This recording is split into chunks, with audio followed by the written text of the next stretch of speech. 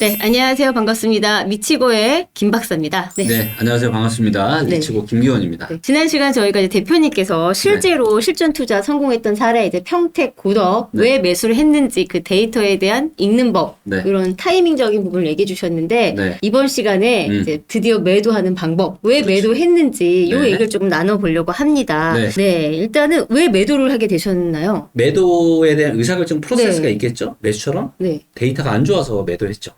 자, 그리고 매도할 때 여러분들이 원칙이 있는데요. 자, 시장이 좋을 때 매도해야 될까요? 시장이 안 좋을 때 매도해야 될까요? 좋을 때 매도해야 되죠. 좋을 때. 네네. 자, 좋을 때 매도가 쉬워요? 어려워요? 어렵습니다. 왜 어렵죠? 더 오를까봐 하는 기대감이 예, 있죠. 그렇죠. 네. 그래서 매도를 정말로 잘하려면 데이터도 중요하지만 뭐가 있어야 되냐? 배 터지게 먹으려고 하는 그 욕심? 본능적인 욕심을 줄여야 돼요. 진짜 고수는 뭐예요? 브레이크만 밟는 사람이 진짜 고수가 아니라 내가 언제 브레이크를 밟을 줄 아는 사람이 저는 진짜 고수라고 생각을 하거든요. 자, 그래서 23년 9월에 왜 평택 고덕에 대한 매도를 의사결정했는지, 그리고 매도 계약은 실제로 11월 초에 매도 계약했고요. 네. 자, 그리고 이제 23년 9월에는 이제 창업한 지 제가 거의 한 4년째 되던 때였고, 이미 이제 뭐 100억 이상의 투자 유치를 받았을 시점이기 때문에, 이때 23년 9월에 리치고는 거의 지금과 유사한 굉장히 고도화된 이런 이제 시스템. 안정화된 시스템을 갖고 있었을 때네요. 그렇죠. 그래서 정확한 시세 데이터도 있었고, 그 다음에 아주 디테일한 주택 구입 부담 지수나 PIR이나 이런 것들이 다 만들어진 시점이었습니다. 뭐 데이터를 보시죠. 23년 9월에 평택의 투자 점수는 몇 점이냐? 58점이에요. 별로 좋지 못하죠. 그리고 제일 안 좋았을 때가 언제예요? 22년이었습니다. 사실 22년에 파는 게 제일 좋았죠. 근데 이제 여러 가지 세금 문제나 사실 이런 게 있어가지고, 자, 근데 23년 매도 의사결정을 했던 23년에도 투자 점수가 이제 57점이니까 허리보다 약간 위에 있는 거예요. 자, 그 다음에 이제, 요 가격을 좀 보겠습니다. 그래서 요 녹색이 한국부동산원의 실거래가 지수. 그래서 실제 부동산 가격을 가장 잘 반영하는 그런 데이터가 한국부동산원의 실거래 가격 지수인데, 요게 이제 23년 9월이면은 딱 단기 반등의 꼭지였죠. 그 다음에 리치고 시세로 봐도 제일 높은 가격은 21년 연말이 이제 제일 높았고요. 그 다음에 22년 중순까지 또 제일 가격이 높았고, 그 위로 한번 쭉 떨어졌다가 반등의 정점이었을 때가 이제 23년 9월 정도 됐습니다. 그래서 단기 반등의 꼭지였습니다. 그래서 매도가 그렇게 어렵지 않았죠. 네. 자, 그 다음에 이제 주택구입부담지수를 보니까 이때가 얼마나 102였습니다. 조금 주택구입부담지수가 21년 연말, 22년 초가 제일 높았죠. 그러니까 이때가 평택의 아파트가 제일 고평가 되었을 때예요. 근데 역사적으로 봤을 때 어때요? 여전히 높죠. 제가 매수했을 때가 언제요? 바로 이때입니다. 이때는 진짜 쌌단 말이에요. 근데 너무 높잖아요. 그러니까 사람들이 평택의 아파트를 사는 게 너무 부담스러운 거죠. 그 다음에 소득 대비한 평택의 아파트의 PIR이 이때 이제 6.9배였습니다. 7배 정도. 역사적인 평균이 5배 정도 됐고요. 좀 저렴했을 때가 이제 5배가 안 됐었습니다. 근데 이제 제가 매도 의사결정을 했을 때는 거의 7배에 가까운 소득 대비해서 너무 비쌌다. 이게 또 제가 의사결정을 하게 된 이유 중에 하나고요. 자, 그 다음에 리치고에 또 추가된 데이터가 뭐냐? 은행 이자랑 어떤 지역의 아파트 월세 수익률을 비교한 또 데이터를 만들었어요. 그래서 요거를 이제 저희가 이제 ROI라고 저희가 이제 명칭을 했는데, 자, 여기 보시면은 이제 평택의 아파트의 월세 수익률이 3.8% 정도 됩니다. 근데 은행 이자가 몇 프로냐면 3.5예요. 그래서 요 두 개의 차이가 요 뒤에 막대 그래프입니다. 자, 그런데 은행에다 돈을 맡기면 원금 손실 볼 이유가 있어요, 없어요? 없죠. 없죠. 네네. 자, 부동산, 아파트 투자했다 원금 손실 날 이유가 있죠. 가능성이 있죠. 그럼요. 자, 그러면 하나는 원금이 확실하게 보존이 되는데 3.5%를 받아. 근데 원금 손실 가능성이 있는 아파트를 사면은 이제 수익이 어떻게 돼야 될까요? 리스크를 감안했을 때 훨씬 더 높아야죠. 더 높아야죠. 네, 그렇죠. 그거를 저는 몇 프로로 보느냐? 아무리 못해도 1.5%는 높아야 된다. 최소.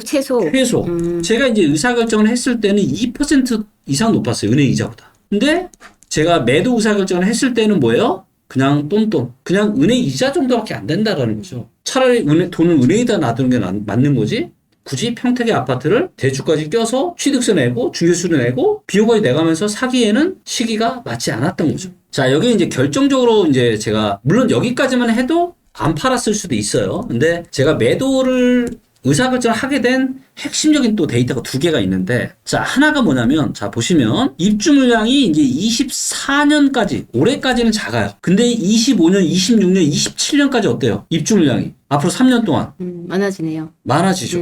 자, 공급이 많아지면은 가격이 어떻게 돼요? 떨어질 조정을 수밖에 받을 가능. 만약에 한 1년 정도 많았으면 모르겠는데 3년 연속 많잖아요. 25년, 26년, 27년까지도 계속 입주 물량이 들어와. 당연히 가격 하방에 대한 압력이 있을 수밖에 없을 겁니다. 그렇죠? 네, 그 대표님 입주 물량도 그렇고요. 이제 네. 이런 전반적인 데이터가 사실은 이제 우리가 미리 알 수가 있잖아요. 네. 투자하셨을 때 네. 이제 2020년도에 처음 이제 투자를 하셨잖아요. 네. 그때 이미 나는 2022년도, 3년도에 입주량이 이만큼 되니까 그땐 팔아야지 하고 접근을 하신 건지. 그때는 사야 된다고 접근한 거죠. 입주 물량이 작으니까. 근데 이제 입주 물량이라는 거는 이후에 이제 공급량을 데이터로 저희가 알 수가 있잖아요. 예, 매년 2년 반, 수익과를. 3년 뒤까지 알 수 있어요. 그래서 그럼 나는 2002년도, 3년도에 팔 거라고 이미 생각하고 들어가신 건 아니었어요. 그 23년까지 입주 물량이 작으니까 계속 들고 가려고 했죠.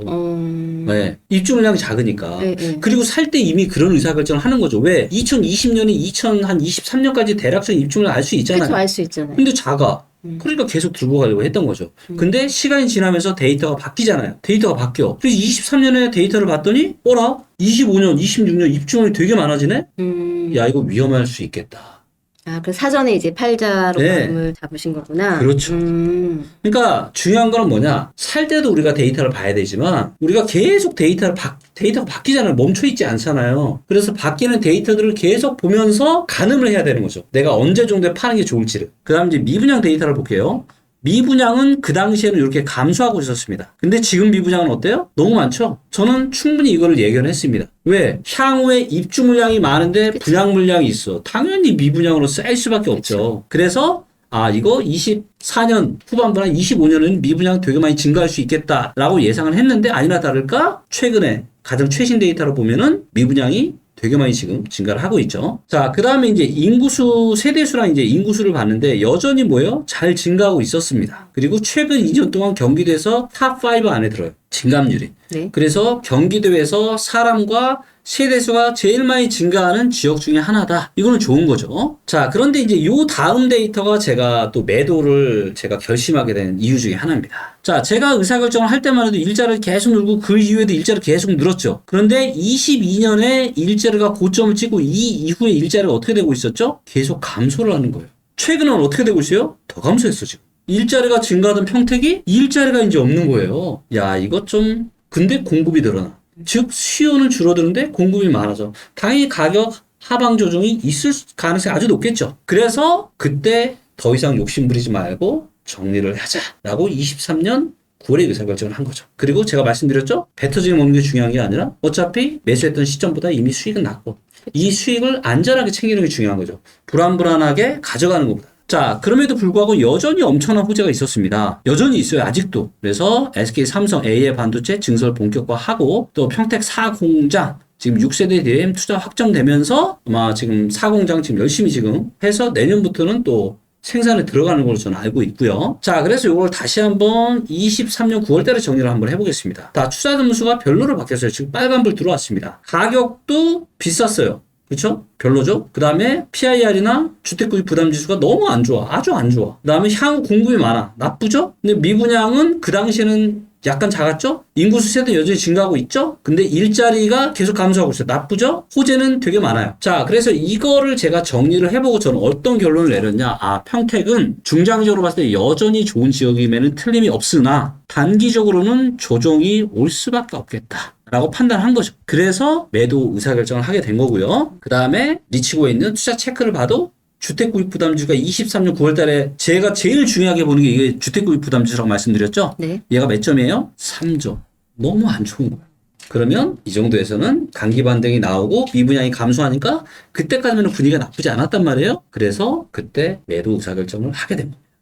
근데 왜 지난 시간에 저희가 함께 이제 네. 이야기했을 때 네. 이제 어쨌든 일자리가 늘어날 곳, 뭐 첨단 산업단지 여러 가지 이슈로 이제 평택 지역 괜찮을 거라고 추천을 해주셨잖아요. 네. 그렇게 치면 평택은 지금 오히려 저점 매수를 할 수 있는 이제 미분양이 많아지고 가격이 떨어지면 장기적으로 봤을 때는 오히려 이제는 접근할 수 있는 타이밍이 될 수 있는 지역이라고 또 생각해 맞아요. 볼 수 있지 않을까요? 네, 맞아요.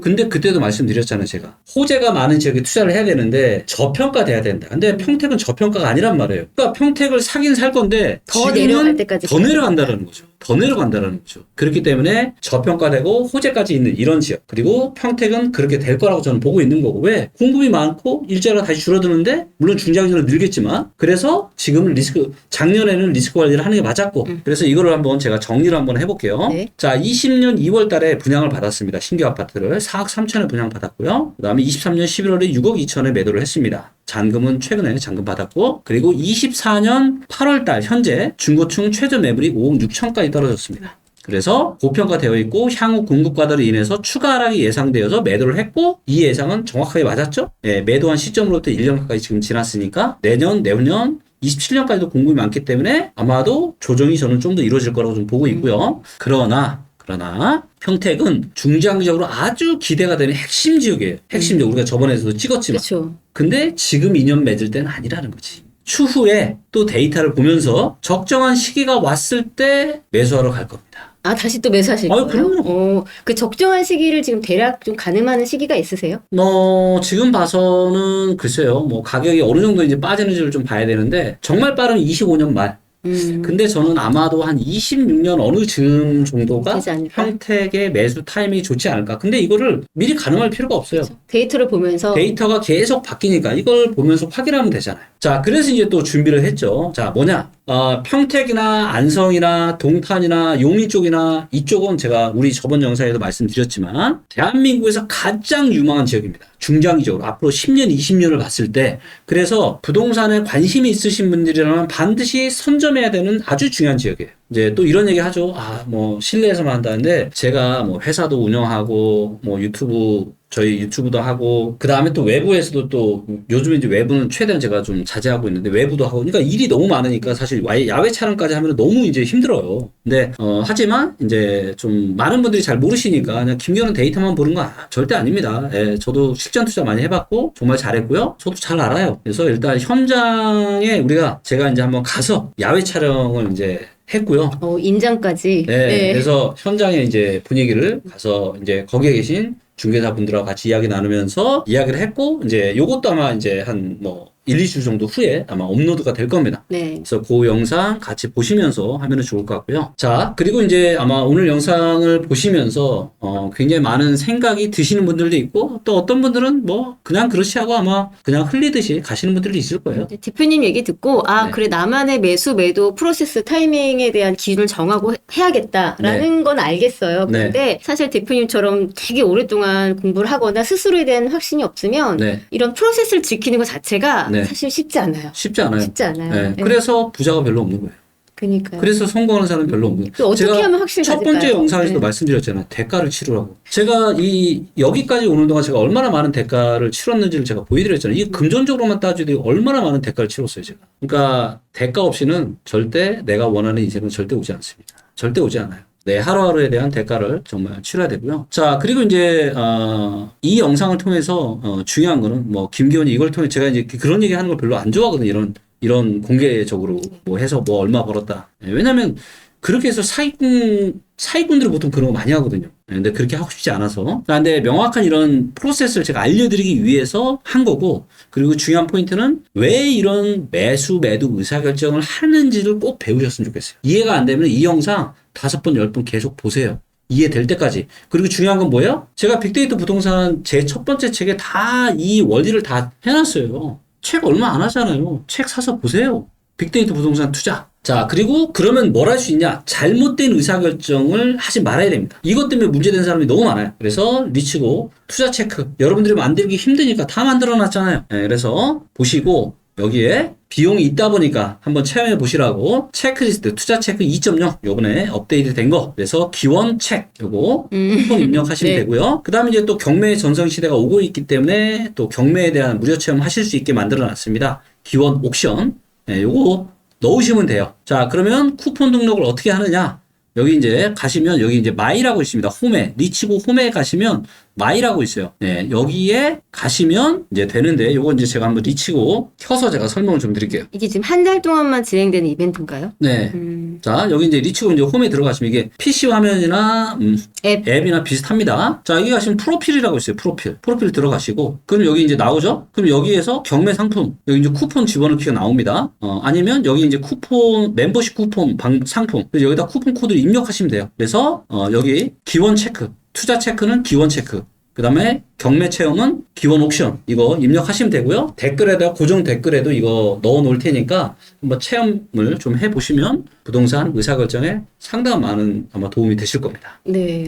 제가 보니까 이 투자체크 사이트는 정말 그 부동산의 정말 불인이라고 표현하죠. 그 네. 기초이신 분들도 쉽게 볼 수 있어서 좋을 것 같아요. 맞습니다. 예, 그리고 이제 이게 이제 저희가 개인용 말고 기업용 시스템이 따로 이걸 리치고 마스라고 해서 그래서 굉장히 많은 건설사들과 시행사들이 저희 회사의 시스템을 이미 쓰고 있습니다. 그래서 저는 리치고가 부동산 시장의 안정화에 저는 꽤 많이 기여를 할 거라고 봐요. 왜냐하면 이런 어떤 데이터들이 없다 보니까 너무 많은 입주 물량, 공급이 막 들어가고 그래서 가격이 크게 하락하고 이런 일들이 사실 별로 좋지 못하거든요. 그래서 이런 것들을 관련 기업들 또 지자체 국토연구원이나 이런 데서도 저희 리치고랑 협력해서 각 지역별 적정 공급 물량에 대한 이런 AI 모델을 다 지금 만들고 있거든요. 그래서 이런 것들이 결국 부동산 시장의 안정화에 저는 많이 기여를 할 것 같고 이제는 이제 시간이 지나면 지날수록 점점 빅데이터와 인공지능이 부동산 시장에 많은 긍정적인 영향을 미쳐서 어떤 급등도 급락도 없는 이런 세상이 저는 오게 되지 않을까 네. 이렇게 예상을 좀 해보고 있습니다. 이런 거 보면서 정책 나올 때도 이거 참고해서 좀 정책 좀 내주셨으면 좋겠어요. 데이터 보면서. 그렇죠. 네, 그죠? 그럼 너무 좋죠. 네. 네. 네. 자, 어떻게 우리 네. 미치고님 어떻게 좀 부동산 투자 좀 잘하실 수 있겠어요, 이제?